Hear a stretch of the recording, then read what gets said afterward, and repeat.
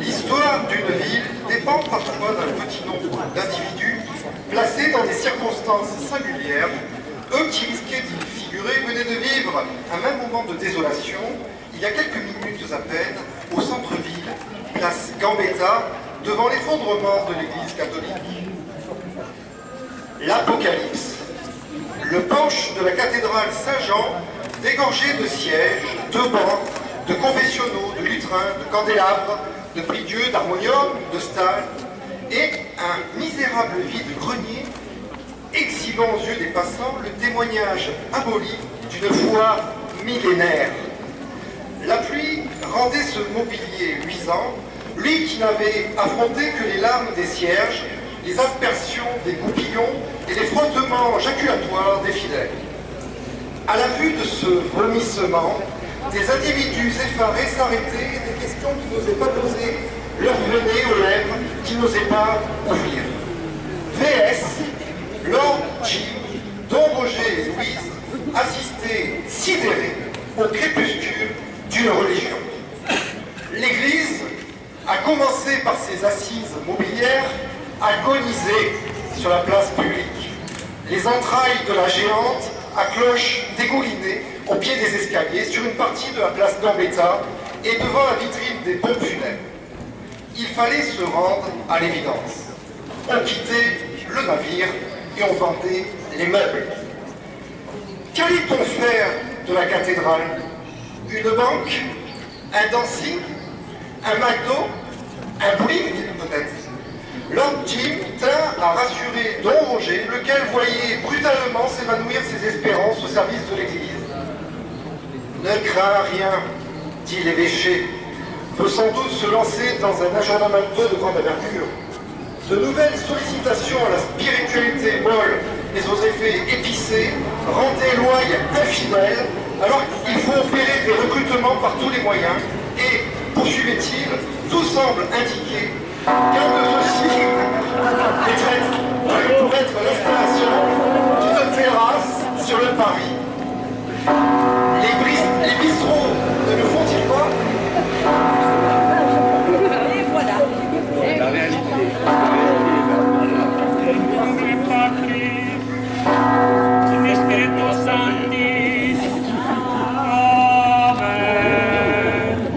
Saint-Jean, sur son baptistère, resta de marbre, de même que les acolytes de Lord Jim. Vidée de l'intérieur, l'église, jusqu'alors bête noire des libres penseurs et des anticléricaux, allait soudain leur manquer. Devant cette béance ouverte, dans un monde où depuis longtemps elle occupait une place considérable, ceux qui n'avaient eu de cesse de voir abattre l'infâme ne mettraient pas longtemps avant de pleurer son absence, poussant même leur parjure à regretter dans le même mouvement Simon de Montfort, la Saint-Barthélemy, l'Inquisition et d'autres hommes et d'autres événements tout aussi délicieux. De peur d'assister au spectacle de quelques huissiers, papés en main, se livrant à un tri blasphématoire, le groupe de VS n'osait franchir le seuil. Dans la nef immense, on se livrait sans doute à des décomptes d'apothicaires, rangeant les saints de qualité d'un côté et ceux de seconde zone d'un autre, les œuvres d'art à droite, les gouttes sulpiciennes à gauche, les objets de culte dans des caisses de bois et les micelles barbants dans des sacs de récupérateurs de vieux papier. L'histoire ne cessait pas sa marche en avant. En 1905, l'inventaire des biens du clergé avait sérieusement appauvri la religion. Aujourd'hui, par décision préfectorale, on procédait au solde de tout compte. Dieu est mort, Nietzsche aussi.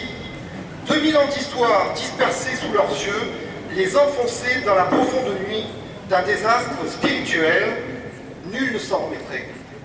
La messe était dite, ne resterait plus dans cette ville que le rugby et la pétanque.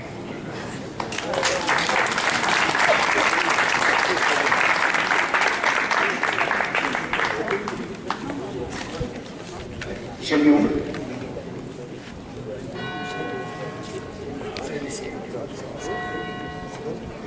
Oui, oui, oui.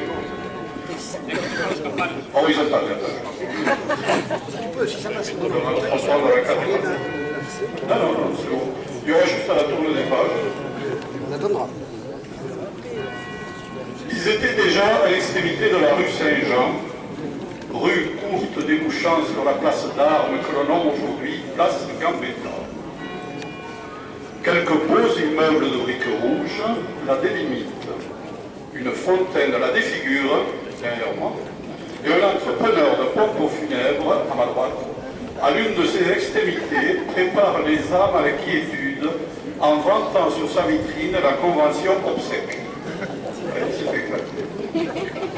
La place d'Armes sert de parvis à la cathédrale que l'on retrouvait donc, mais sans intention d'y entrer puisque tous, cheval y compris, bifurquèrent vers la rue de l'Horloge, rue sombre, ne manifestant aujourd'hui aucun lien avec le temps, mais qui, à une certaine époque, avait dû, sinon, à quoi bon ce nom?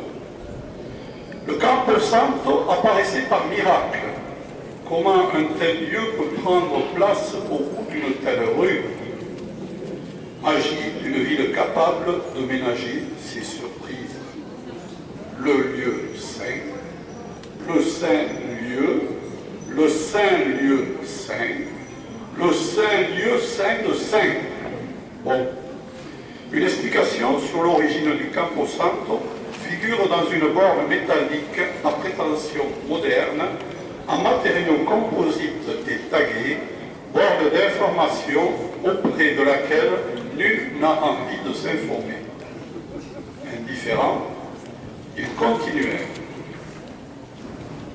Le Campo Santo est une esplanade carrée et gazonnée de la dimension d'un terrain de foot. Cet espace, qui s'étend au pied des murs sud de la cathédrale, a jadis servi de parking aux véhicules de la gendarmerie. Sur son pourtour, constitué d'une enceinte de pierre, s'inscrivent des portiques de marbre blanc marquant l'emplacement de sépultures de type de qualité, morts depuis longtemps. Évêques, bourgeois cossus, militaires de haut rang, et bien entendu, pas de femmes, ni de pauvres bougres, dont rien n'a changé depuis des siècles. Après avoir été prêté à la gendarmerie, le Campo Santo était aujourd'hui prêté au gratin qui s'y pressait. S'y agglutiner, s'y frotter, s'y toucher, s'y jalouser, s'y détester sous de grandes tentes blanches dressées autour du gazon, tentes qui cachent l'emplacement des morts, ce qui n'est pas une mauvaise chose.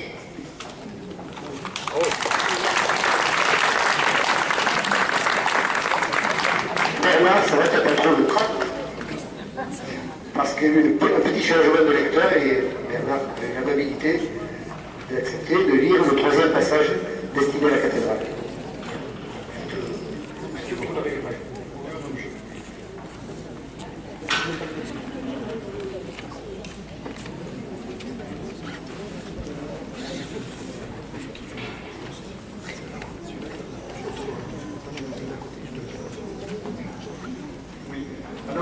Il s'agit de Louise qui monte au rétable, escalade le rétable.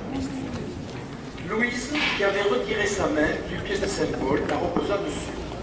Elle s'était retournée, avait regardé le groupe au-dessous d'elle, tremblé avec lui, et puis compris, elle aussi, qu'un organiste fou était entré en action. Elle reprit sa progression.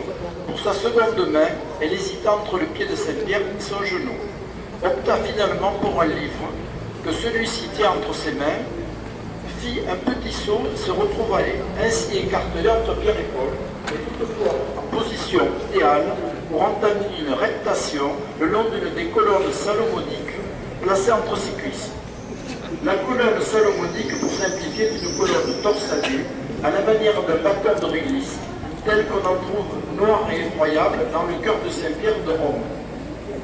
Celle de la cathédrale Saint-Jean était de dimension plus raisonnable, assez raisonnable en tout cas, pour que Louise pût la glisser entre ses cuisses.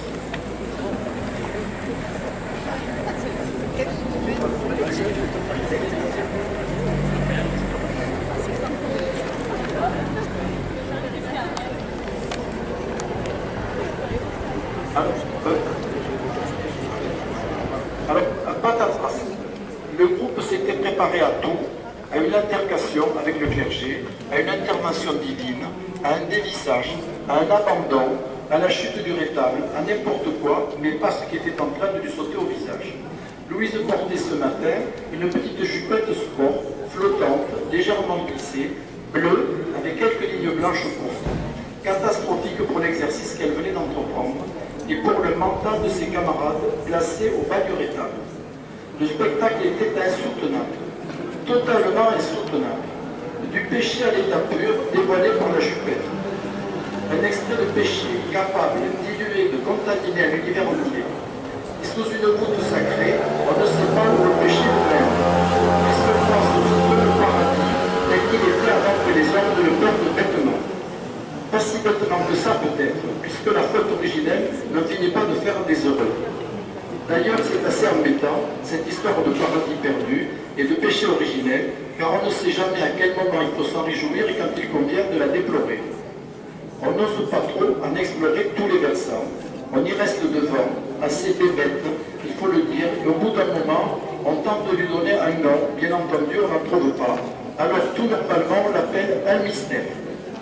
Chassé du paradis, lesté du péché originel, d'être ineffaçable, intempestivement portés au débit de leur compte, les hommes ont, au tout début de leur apparition sur Terre, ont fait une bien mauvaise affaire et cela ne s'arrange pas tout au long de leur croissance et de leur multiplication.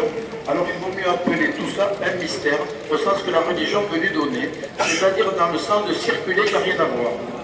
Ils baissèrent la tête, échauffés, carbonisés.